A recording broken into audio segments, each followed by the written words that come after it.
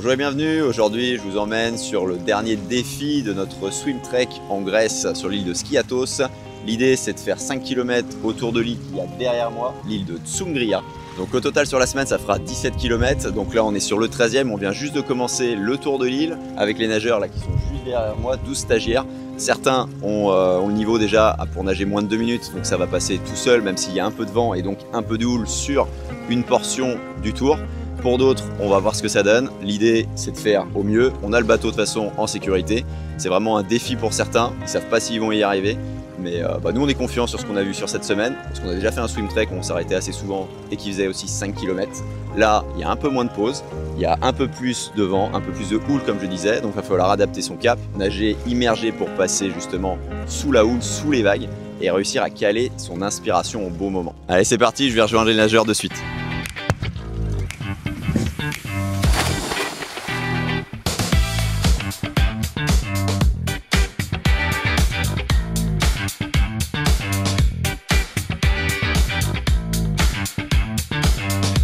Donc là on vient de faire 1,5 km. L'eau sur cette partie là est plutôt calme et on a vu Pascal dériver un tout petit peu, mais il s'est rajouté du coup en dérivant un petit peu 150 à 200 mètres. Donc l'idée sur ça, sur les conseils, c'est de respirer tous les 10 à 12 mouvements pour voir où on est et gérer son cap, surtout si on est loin du point de référence.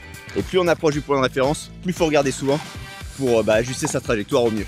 Donc là un tout petit peu à ma gauche on voit Pascal qui est en train de revenir en fait sur le groupe et les autres qui sont légèrement devant, et d'ailleurs ça trace plutôt pas mal. Va falloir que j'y aille pour les rattraper.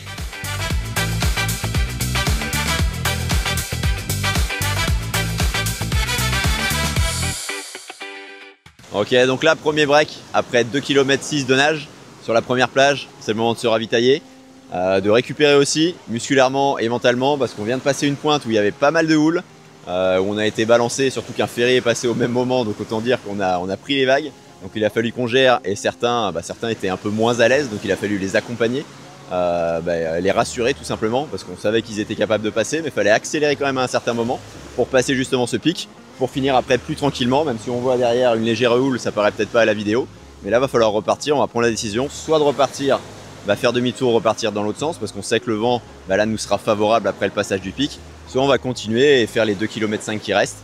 On va leur laisser le choix, leur demander ce qu'ils en pensent et comment ils se sentent. En fait, il veut plus qu'il y ait personne l'année prochaine. Bon, voilà, juste savoir si tout le monde est OK pour continuer dans le même sens. C'est-à-dire qu'on va quand même avoir un peu de vagues. C'est bon pour tout le monde? Ouais. Après, il y a la plage convexe, là, où ça peut remuer un peu. Mais par contre, on va s'arrêter dessus. Et on peut marcher une bonne partie sur la plage. Donc, s'il y en a qui sont fatigués, ils vont faire 300-400 mètres sur la plage. Donc, ça va reposer. Le bateau suit, donc si certains veulent monter dans le bateau, sont fatigués, surtout faut pas hésiter quoi. Vous faites signe et puis voilà. Hein, On peut même commencer et monter dans le bateau et vous dropper un peu plus loin. Si certains veulent commencer un peu dans le bateau, on peut aussi le faire. On continue? Ouais. Ok, cool. Super. On continue.